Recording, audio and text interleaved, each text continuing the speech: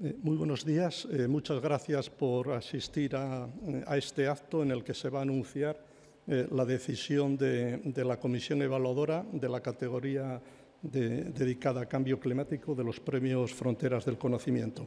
En primer lugar, agradecer a los medios de comunicación presentes, a distinguidos investigadores muy conectados con el área que se va a anunciar ahora, de nuestra principal institución pública interdisciplinar, investigadores aquí de distintos institutos del CSIC y la vicepresidenta adjunta de áreas científico-técnicas, el Instituto Español de Oceanografía, y les agradecemos mucho su presencia. Yo siempre digo en este arranque de la serie de premios, y lo reitero a lo largo de todas las categorías, la colaboración especial que tenemos del CSIC. Estos premios desde el año 2008 tienen el privilegio de contar con la colaboración del CSIC, que tiene un papel esencial en la formación de las comisiones evaluadoras y de comisiones de preevaluación de las nominaciones que se reciben. Con eso queremos garantizar la objetividad y la excelencia, y se lo agradezco a los investigadores del CSIC, especialmente a la vicepresidenta adjunta que está aquí con nosotros, y por supuesto a los miembros de la comisión evaluadora, que como en ediciones anteriores en esta categoría, esta comisión ha estado presidida por el profesor Stevens del Instituto Max Planck de Meteorología, y ha actuado como secretario el profesor Duarte de la Universidad aquí en Abdullah, y el resto de los miembros creo que los tienen ahí, la profesora Boni, el profesor Canals, el profesor Jaima, y el profesor Rubin y la profesora Winkler. Sin más, le voy a ceder la palabra al presidente de la comisión evaluadora para que anuncie la decisión adoptada ayer tarde.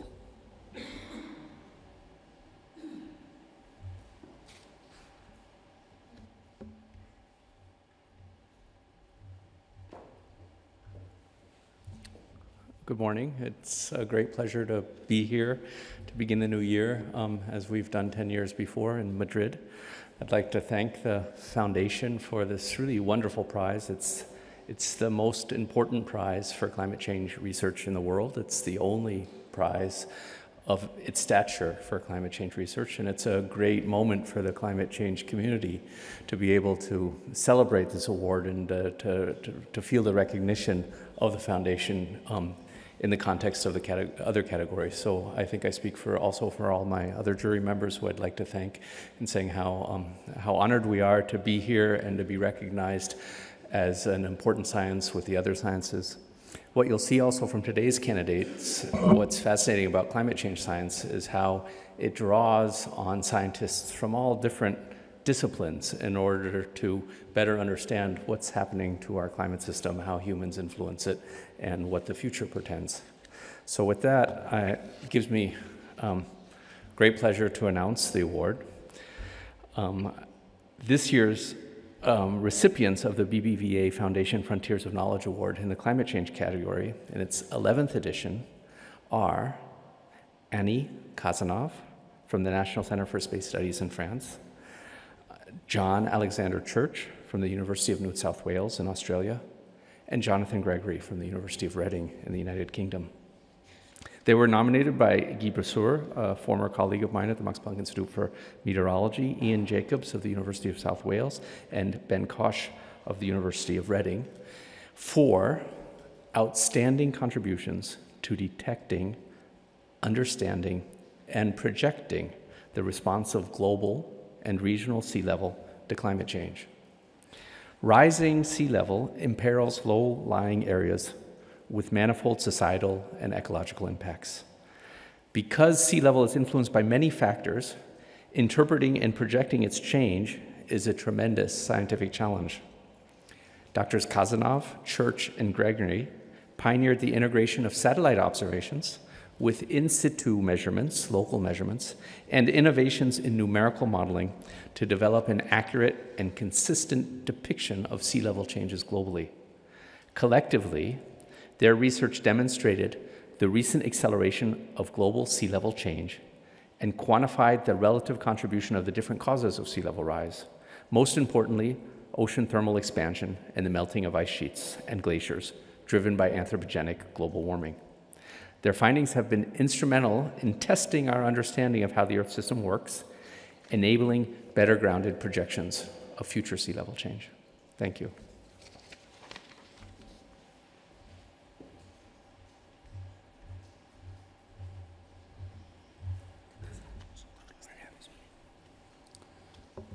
Buenos días. Pues yo voy a darles algunas claves más adicionales sobre la biografía y aportaciones de los premiados. Y, en primer lugar, la doctora Anny Cazenave es una investigadora francesa, doctora en geofísica por la Universidad de Toulouse desde 1975 y es actualmente científica emérita del Laboratorio de Estudios en Geofísica y Oceanografía Espaciales del Centro Nacional de Estudios Espaciales de Francia y además es directora de Ciencias de la Tierra del Instituto Internacional de Ciencia del Espacio en Berna, en Suiza. Entre los años 75 y 2000 impartió clases de geodesia espacial en las universidades de Toulouse, París y la Escuela Nacional de Técnicas Avanzadas de Francia. El profesor John Alexander Church es australiano, nacido en 1951 y es licenciado en Física por la Universidad de Queensland y doctor en Filosofía.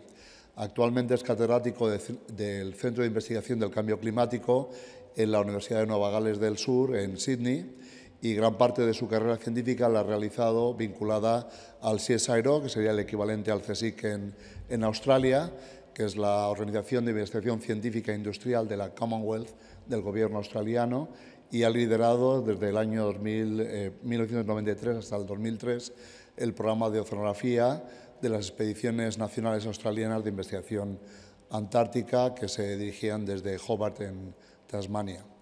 Y el profesor Jonathan Gregory es británico, nacido en el Reino Unido, se licenció en física en la Universidad de Oxford y se doctoró en la Universidad de Birmingham con una tesis sobre física de partículas.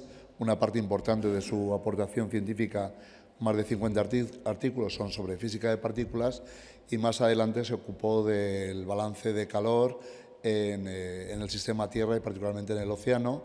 Y en 1990 se incorporó al Centro Hartley de Ciencias y Servicios Climáticos de la Oficina Meteorológica Británica en Exeter, donde actualmente es Science Fellow, y en el 2003 se sumó además a la Universidad de Reading, donde hoy desempeña su actividad principal como catedrático del Departamento de Meteorología y científico senior del Centro Nacional de Ciencia Atmosférica.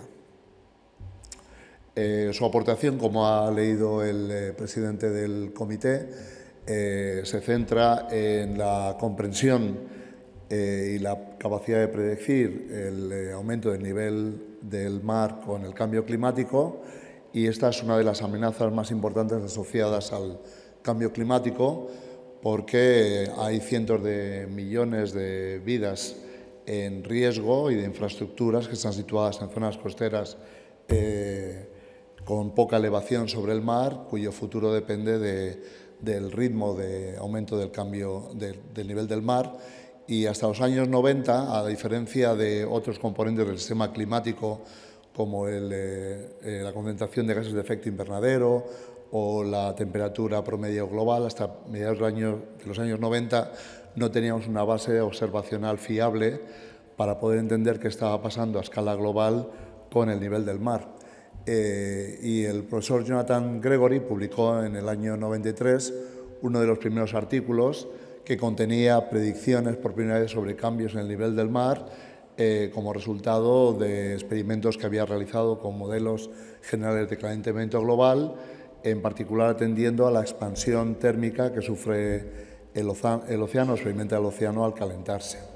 En 1998, a través de la expedición, de la misión conjunta franco-estadounidense TOPEX-Poseidon, se realizan las primeras estimas fiables de altura del nivel del mar desde satélite, y la profesora Cazenave publica las primeras estimas fiables. Se habían publicado unos artículos previos, pero contenían errores importantes y no eran fiables, y ella desarrolla la primera serie de medidas a escala global de nivel del mar a través de satélite.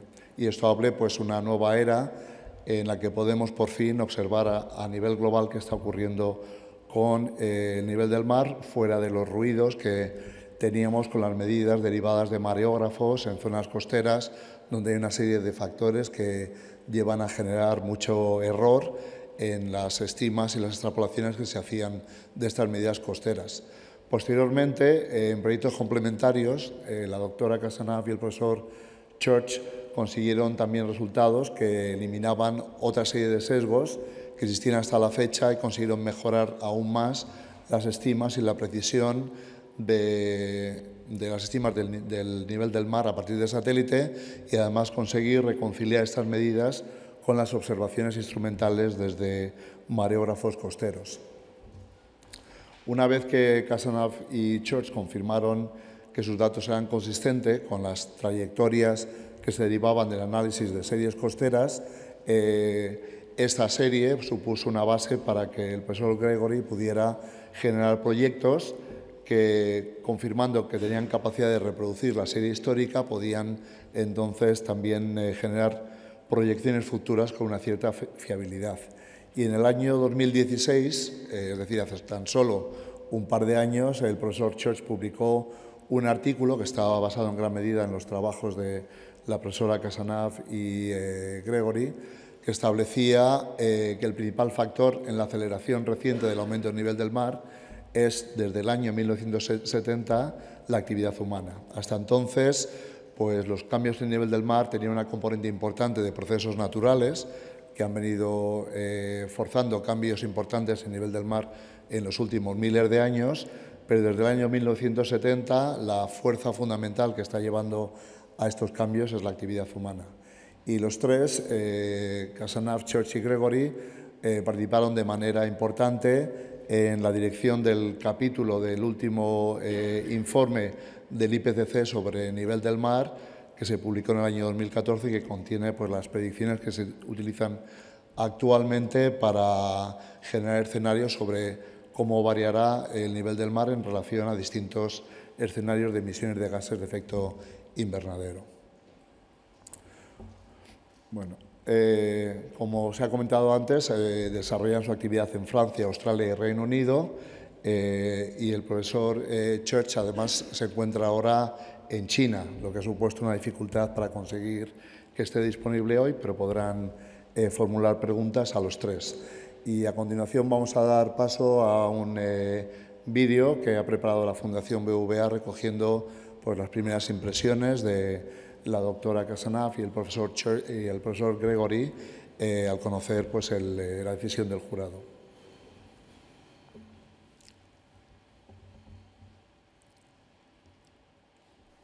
What of the space observation you have worked? We've contributed to analyzing and understanding sea level rise at the regional and global scales. I think that we can say that space observation have really revolutionized the sea level research in the recent years.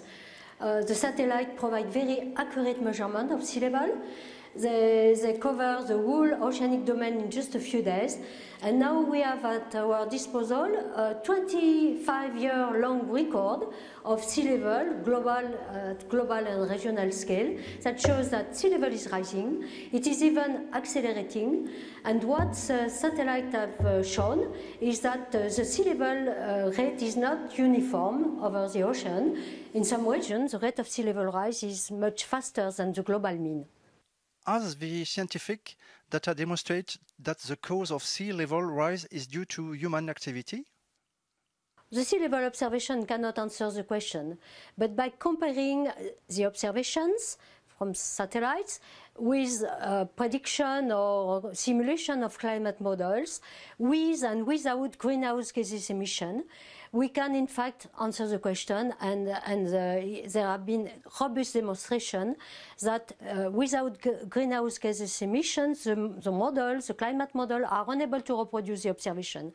And we now have a good confidence that the observed rate of sea level rise and its acceleration is really due to human activities. On the basis of current observation, how severe is the threat of sea level rise and its potential impacts on coastlines? Sea level rise and extreme events are probably the most threatening consequence of global warming. Now there is about 25% of the world population that live around coastlines, and this number will certainly increase in the future.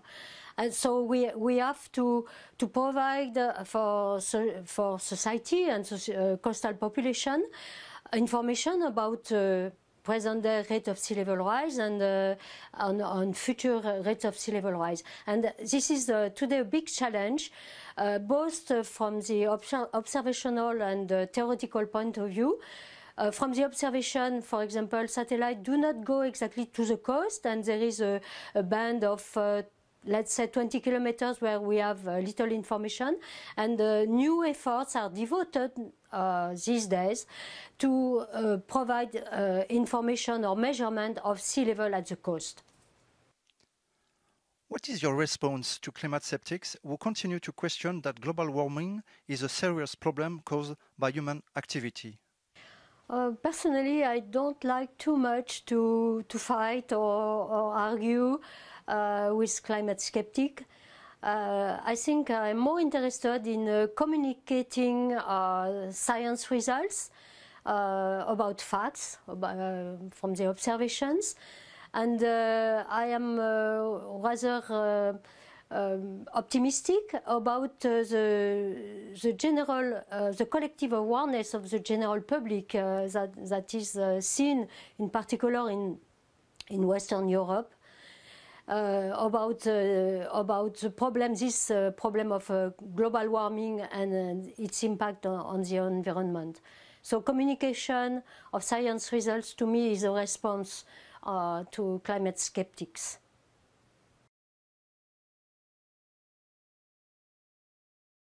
How has your research contributed to predicting both global and regional sea level change due to climate change?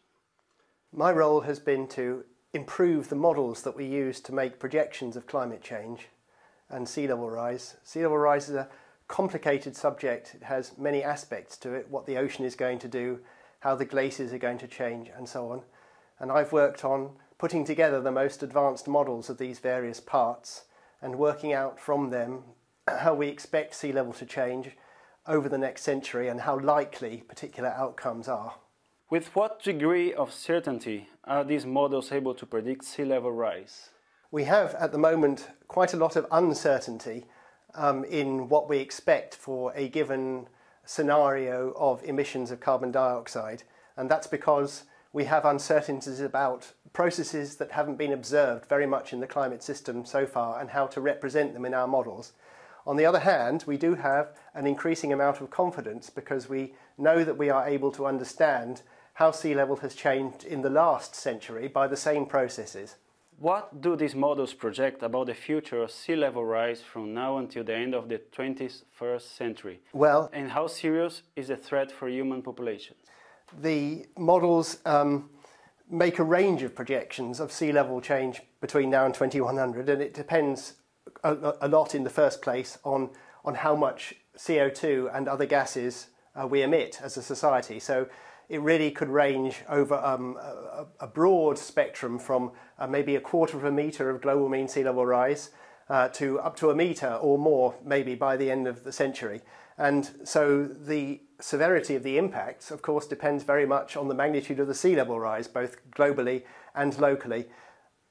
But with any amount of sea level rise, extreme events will become more frequent. So, for example, with a 1/2 metre rise in sea level at a particular place, you might expect that an extreme sea level of the kind that might overtop your flood defences may become 10 times or 100 times more likely than it is now. Do you think that the international community is doing enough to prevent the effects of sea level rise and more generally the effects of climate change? Are we in time to avoid this threat, or is it too late? Well, it depends on what the world wants as an outcome. If society would like to follow the aspirations of the Paris Agreement, then not enough is being done to limit the emissions of greenhouse gases. As many people have said recently in particular, a lot of action has to be taken in a short timescale to bring that about. And in fact, whatever we do, it is not going to be possible to avoid some amount of climate change and sea level rise in this century, and especially for sea level rise on many centuries to come, because there are very long timescales involved in the adjustment of the ocean and the ice sheets.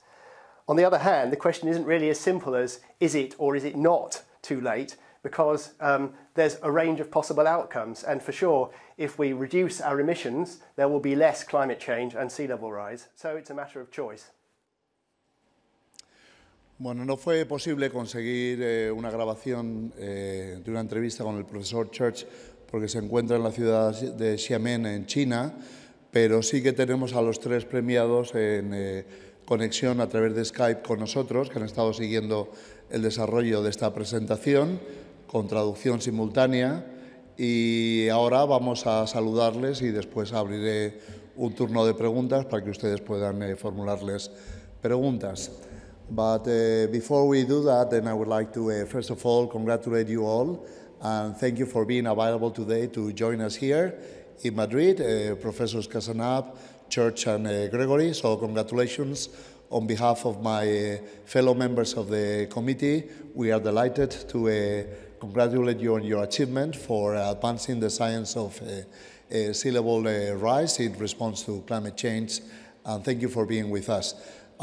We have a direct translation, so most of the audience is Spanish speaking, so you have direct translation from Spanish to English and back, and also to celebrate the diversity of the awardees, we would also invite Professor Cazenave to address the audience in French, and we have also direct translation from French to Spanish.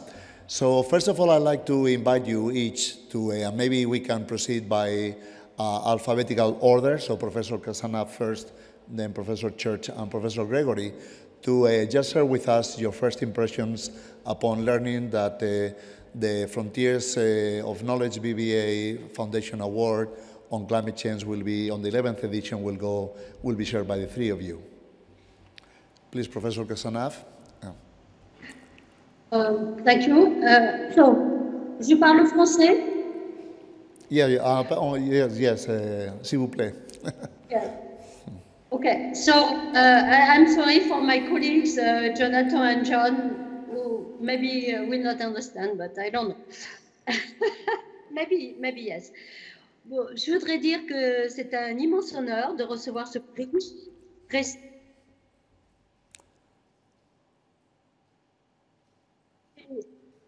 Et aussi, c'est un grand honneur de le partager avec mes deux collègues, John Church et Jonathan Gregory, pour qui j'ai la plus grande estime. Yes, merci beaucoup.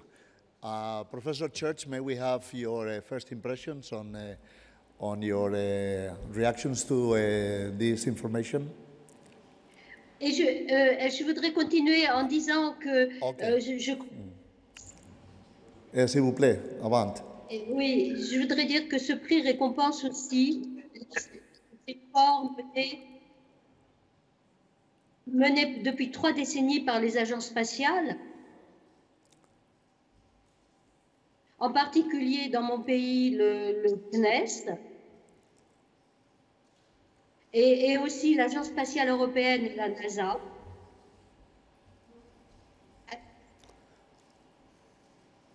Et qui nous ont permis la grande prouesse technique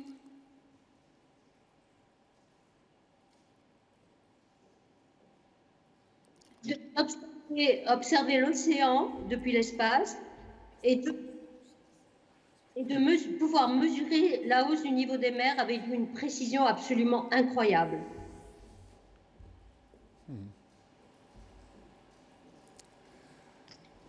Merci beaucoup. So just for your information, we have a very skilled direct translator here, so you can proceed at a regular pace in your replies. You don't need to pause, because the audience here is receiving online direct translation at the same pace that you speak, so just you need to be a bit slow, but you don't need to make pauses. And also there might be a little bit of a gap between the questions being posed and the questions being translated to you later on. So, merci beaucoup, Professor Cazenave. Félicitations. Yeah, so, Merci à vous, à la Fondation, au comité. yes, so please stay with us because there will be a round of questions from the audience.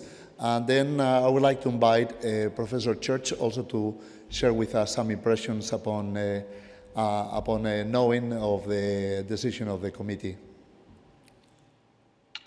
Thank you very much. Thank you to the committee and my nominators.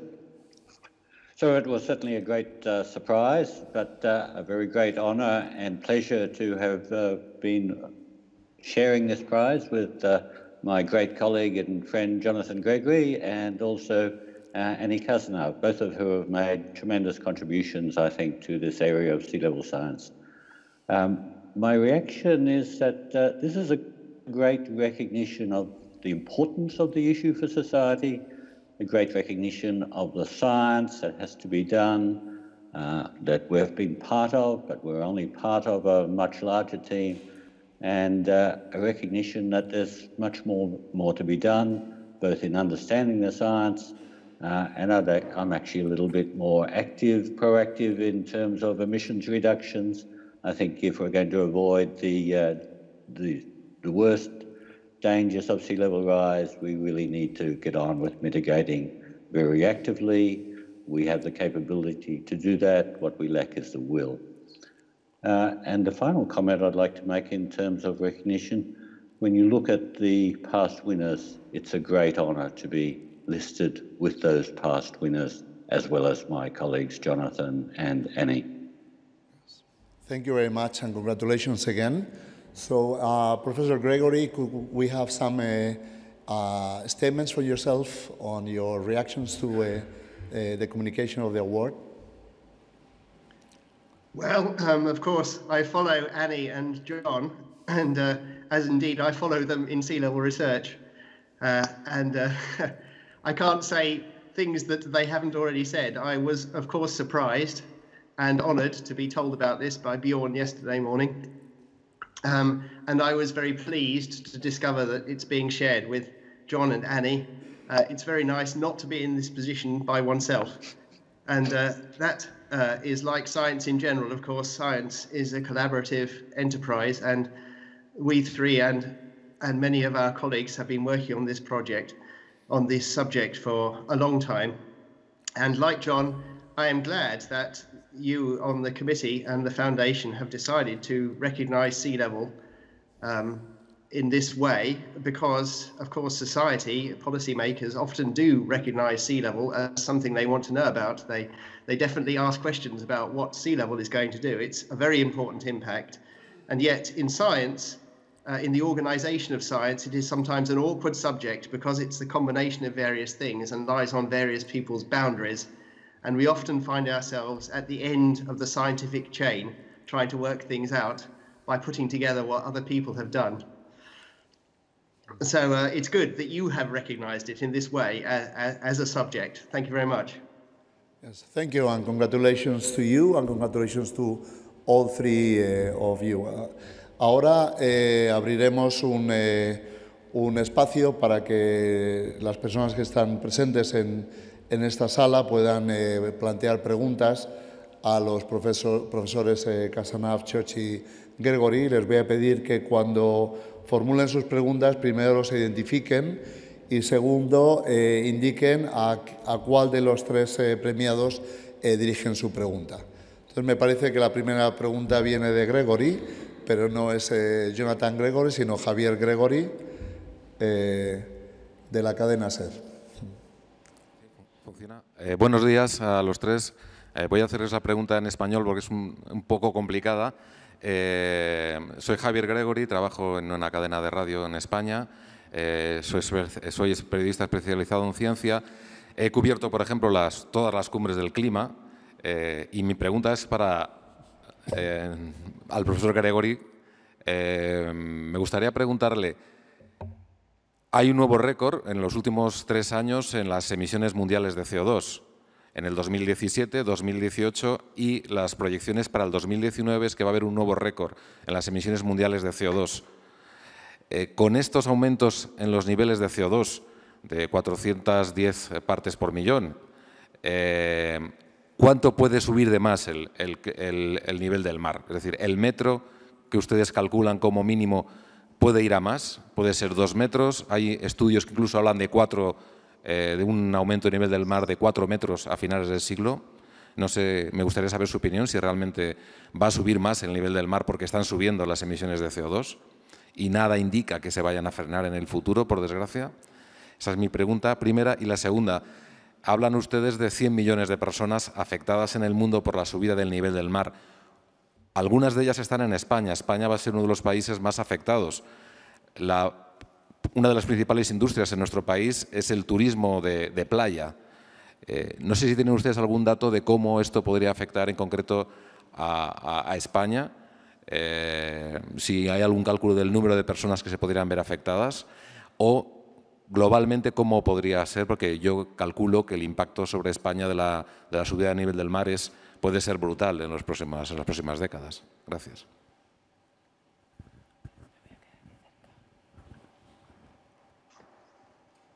That is indeed a complicated question without a simple answer. As I said at the end of my interview, what will happen is a choice of societies. You are right to point out that emissions are currently not are not following a trajectory that would lead to a low CO2 future comparatively. But it's not impossible to do that. It's not impossible. I think it's been quite surprising in a way. I'm not, of course, a technological expert, but if we just look around us about what's happening in society, for example, the fact that renewable electricity generation has been increasing a great deal recently, perhaps more than people expected. And there are no doubt things that can be done which people have not yet thought about. Most of the important technological developments of the 20th century were not anticipated before they happened. And so while we are not on the trajectory that we would like to be on if we want to avoid the worst impacts of sea level change, it's not impossible to do it.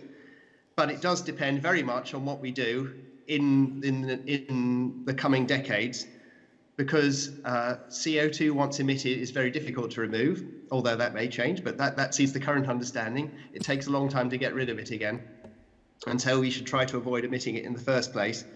And for sea level, the subject is particularly awkward because it has such a long time scale. So despite the emissions reductions that we may bring around in the next decade, we will see very little difference in what happens to sea level from a low scenario or a high emission scenario until maybe the middle of this century. But on the long term, beyond the 2100s, it will make a very big difference what is done in the next few decades. Possibly many meters of sea level change of difference will arise from the decisions that are made by society in the coming decade or two or three. And maybe my colleagues have views to add to that. Yes, John Church here from China. I'd like to confirm Jonathan's statement that the decisions we make now will determine the future fate of sea level for many centuries to come. If we continue with business as usual, we're talking about many meters of sea level rise over centuries. It's not just the 2100s. Sea level will continue to rise well past that. But Jonathan's right, we have a choice. We could choose to go down a different path. We cannot avoid all sea level change, but we can greatly reduce the amount of change by actions that we take now. Thank you. ¿Alguna pregunta más?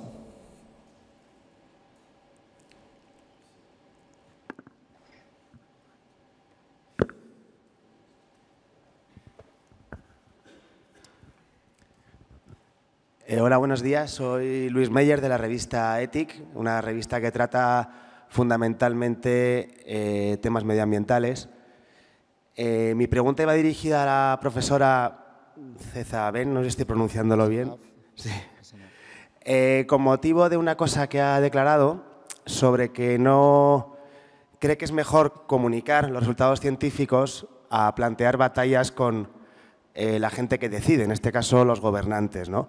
Yo estoy de acuerdo en parte, pero por eso mismo también quería preguntarle su opinión sobre que en la última cumbre de cambio climático de la ONU de hace un mes, una de las mayores críticas que salieron de allí es que no se tuvieron en cuenta o no se les dio el peso que debían a los últimos informes científicos que urgían a acelerar el proceso de reducción de emisiones, porque ya no podemos quedarnos en el límite de 2 grados este siglo, sino que tiene que ser como mucho 1,5. Y digamos que países como Estados Unidos, Rusia, etcétera, de alguna manera consiguieron que las conclusiones de esa cumbre, el papel de las conclusiones científicas no tuviera el peso que debiera. La pregunta es, como científica, ¿cómo se sienten? Porque con todo el trabajo que están realizando, ¿creen que los poderes políticos no les toman tan en consideración como deberían?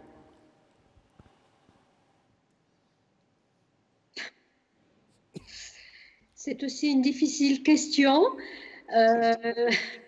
Et j'espère que mes collègues John et Jonathan pourront compléter ma réponse.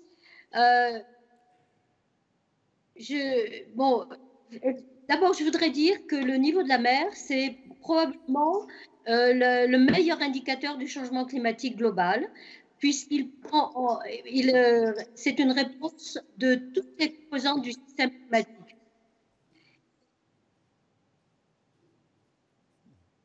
Voilà, et donc, effectivement, la communication, elle va à différents niveaux et peut-être pas au niveau suprême du gouvernement de nos nations, mais il faut que nous, scientifiques, on essaie au maximum de faire connaître les travaux dont on est sûr. Moi, ce que je voudrais dire aussi, c'est que dans mon pays, la France, je pense qu'il y a une conscience de plus en plus grande du grand public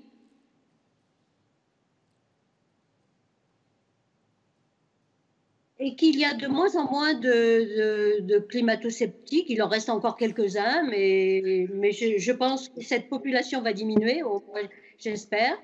Cette triple conscience que je vois à tous les niveaux, je pense que c'est quelque chose d'extrêmement important parce que en plus, le grand public demande à nos gouvernements de faire en sorte, effectivement, de mettre en place les moyens pour réduire nos émissions. Et encore récemment, en France, il y a eu une manifestation pour interpeller nos gouvernements, notre gouvernement, pour mettre en place un programme énergétique qui utilise moins de combustibles fossiles. Et je pense que ça, c'est une bonne chose et je suis assez optimiste en fait. Merci. Maybe Professor... Je compléter ma réponse. Okay, merci. Maybe Professor Churchill Gregory may have some... Yes? Mm-hmm. Non, je voulais dire que je laisse mes collègues Jonathan et John compléter ma réponse. Okay. So would you like to add to Annie's response, please? So John Church here again. I actually didn't hear the translation, so I'll just have to start from scratch. So I do get frustrated actually with the misinformation that is spread by cynics and skeptics who are mostly representing, in my view, vested interests. And I think it is up to the scientific community and people like myself to make clear what the facts of historical sea level rise are, what our understanding are, and what the projections for the future are. And we need to be proactive about that, in my view. And of course, different scientists will have different views about how we need to do that. I personally am probably more proactive than my two good colleagues here, but I get myself into more hot water in doing that.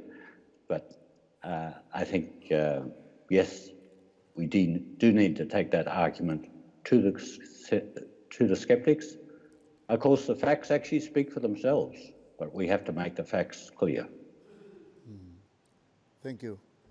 Maybe Professor Gregory, any addition to what your colleagues have already said? Not much more can be said, really. I think that with respect to the role of scientists, it is a difficult thing. Of course, we all do have opinions as private individuals. The fact that we are scientists doesn't make our opinions more valuable than other people's in society, though we may be better informed. And I think there is a danger if we speak a great deal of our own opinions on what should be done, that some people would misrepresent us as not being objective scientists. So that's the reason for reticence. But in some sense, it's also regrettable and frustrating. But I think an important thing, both John in his reply just then and Annie in her interview mentioned facts. It's very important to be clear that what we are trying to do in science is discover objective facts. Of course, nothing is ever completely beyond doubt in science, but there is a truth of the universe, which is what we are trying to discover. And so a fact in science, insofar as we're sure about it, is a different thing from an opinion. And so it's different when one is dealing with the future of the natural system from when one is dealing with the future of society, in a sense. You may make certain decisions about how society should be organized, and people have opinions on what the consequences of those decisions will be. And in fact, it is impossible to tell. There is no science that will allow us to predict the future of how society will develop. So those are, in a sense, not facts in the same way. Those are opinions about how things might happen.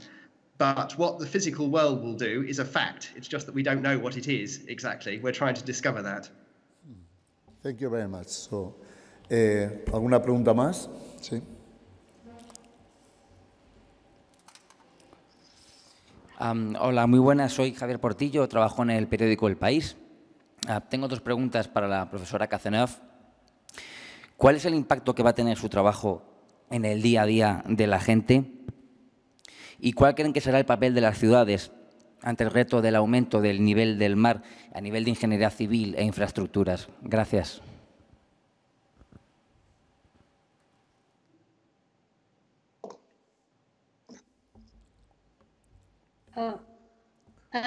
Je ne suis pas sûre d'avoir compris la question. Yes, so the first question, if I may, in English, is Okay. what is the impact of your work on the day-to-day lives of citizens?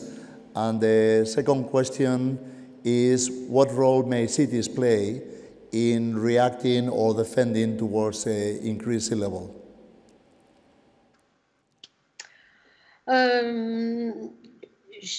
Je ne suis pas sûre que les recherches que nous menons ont déjà un impact sur la vie quotidienne de nos sociétés, mais la recherche en elle-même peut-être pas, mais les phénomènes que nous étudions, et en particulier la hausse des mers, a certainement déjà des impacts sur certaines populations. Juste pour donner un exemple, puisque nous savons maintenant que la mer ne monte pas de manière uniforme, les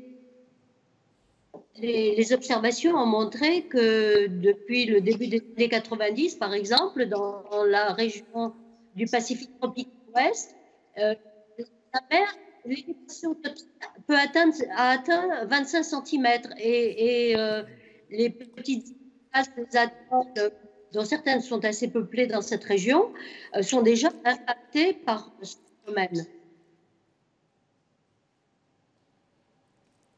Donc ce n'est pas nos recherches qui impactent la société, mais ce sont les que nous observons, les phénomènes que nous observons qui impactent déjà la société.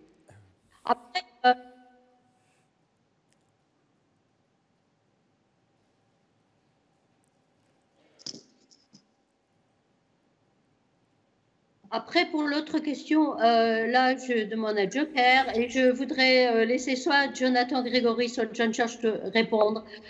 Comment les cités, les citoyens peuvent s'adapter.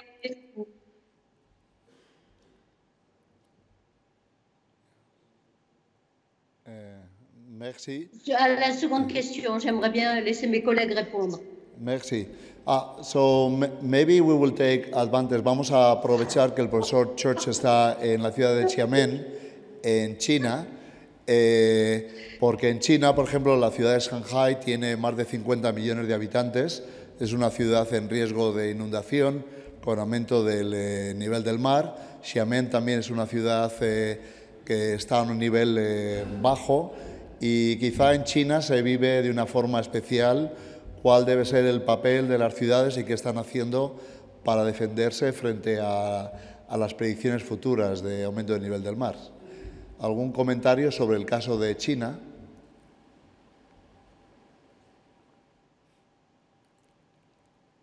Okay, thank you. Yes, cities are at the forefront of the impacts from sea level rise. We basically have three options when we're responding to sea level change. We can abandon parts of the coastline, retreat from the coastline, and we're already doing that in parts of the world.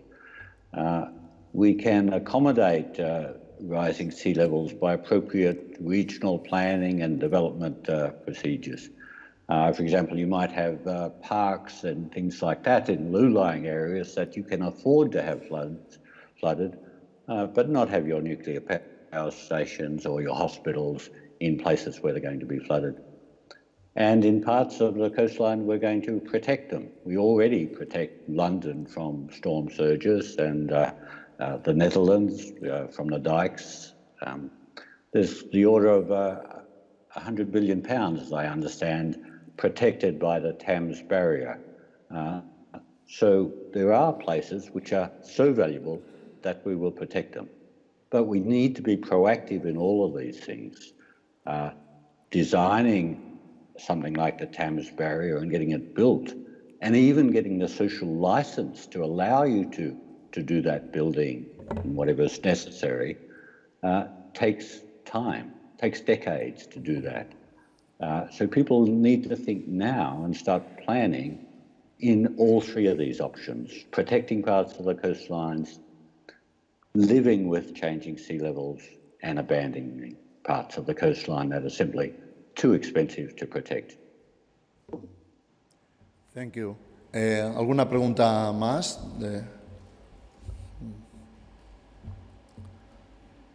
No. Perhaps I will have one comment for the three of you, and is that I really admire your work in terms of taking on the challenge of, first of all, attributing the increase in sea level rise and projecting into the future, because when we look at the climate, global temperature, or even carbon dioxide levels on the planet over the last, let's say, 50,000 years, then they have really oscillated through very narrow margins. So when you look at the record, it's clear that there's been a very sharp increase in global temperature and carbon dioxide that are matching each other over the last 100 years or so. But when you look at sea level, the changes have been phenomenal along the same time scale. So in the press release that the audience, the participants have, we indicate that the sea level has oscillated over 100 meters over the last 50,000 years. So then, and even during historical times, we have more than 2 meters of sea level change. So what type of a challenge has it been to be able to detect the relatively small signal of the human perturbation over this very large background of natural variability?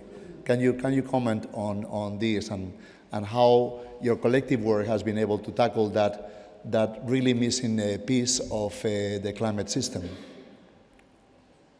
Annie, perhaps I should have a first go at this. Yes, and Jonathan.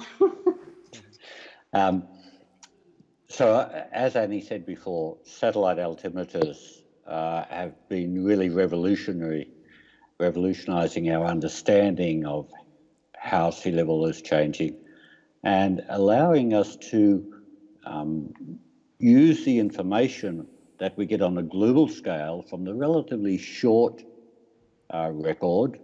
And he said 25 years of satellite altimetry now of essentially global coverage, with the much longer coverage we have from coastal tide gauges, which extend back to 1700s, combining that information to try and estimate how sea level has changed during the 20th century. That's a challenging task because the instrumental database is inadequate in some sense. But we have to do the best we can with the available information. And when we combine those two data sets, it's clear that sea level has been rising throughout the 20th century. The rate has increased from pre-industrial era, when the rate of sea level change was only a few tenths of a millimetre per year. During the 20th century, it's between perhaps 1.5 to 2 millimetres per year. And now in the satellite record, both the satellites and the tide gauges, the coastal sea level measurements, indicate rates of rise of 3 millimetres per year, and over the last decade, in fact, slightly more than that. So it's clear that the rate of rise has increased, but it's a continuing challenge both to make improved estimates of historical sea level rise, and then one of the great challenges in sea level science has been to understand quantitatively the reason why sea level has changed over that period. And that's one of the things that I think the three of us have attempted to do. And it's clear that ocean thermal expansion and the contribution of glaciers are the two largest contributions to 20th century change. But there are other smaller contributions too, which are really important to try and understand what's happened in the 20th century to give us a better basis for projecting forward into the 21st century and beyond. Est-ce que je voudrais ajouter très rapidement quelques mots. Je suis complètement en accord avec ce que vient de dire John Church. Je voudrais rappeler que c'est un vrai défi de mesurer un signal aussi petit depuis l'espace. Mais en même temps, nous avons beaucoup de confiance dans les résultats parce que, effectivement, en observant d'une part la hausse du niveau des océans et d'autre part en essayant de quantifier les différentes contributions en utilisant différents systèmes d'observation, non seulement les satellites altimétriques, mais aussi d'autres systèmes spatiaux et des mesures in situ. Le programme Argo qui permet de mesurer le contenu thermique de l'océan, eh bien, nous arrivons à expliquer de façon extrêmement satisfaisante les observations. Et donc, ça, c'est une indication que ces résultats sont robustes. Et donc, c'est très satisfaisant. Perhaps Professor Gregory will have some final words to add. It is indeed a technological miracle that we can measure sea level change of millimeters per year from a satellite that is such a long way away, and similarly that we can extract the signal from tide gauge records when the tides and the other variations are so much larger than the trend. But apart from those things which are big challenges in measurement, to go back to your question, it is also complicated because what we have observed in the past, in the 20th century, is not entirely anthropogenic. So, for example, glaciers were already retreating at the beginning of the 20th century for natural reasons. So that has been another complication in trying to understand what's happening.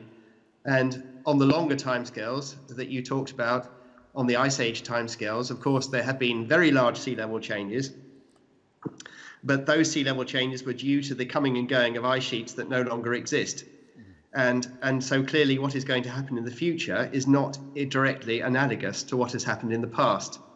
But yet the physics is the same. It's, in the case of ice sheets, they're still ice sheets, the ones we have now, but they're in different situations and they're responding to different forcing. So the complexity is learning from the past, which wasn't an exact replica of what's going to happen in the future, in order to put the best physical constraints that we can on our projections. Thank you. So I believe we are going to close the session soon, but I would like to perhaps offer my colleagues in the committee the opportunity to pose a question, if anybody would like to pose one. So I don't think there are any questions, and then we will be, again, thank you for being available today to join us, y les invitamos a unirse a nosotros en el mes de junio para celebrar sus contribuciones y aportaciones en el acto de entrega de los premios que tendrá lugar en esta sala en Madrid. Muy buenos días y gracias y felicidades de nuevo.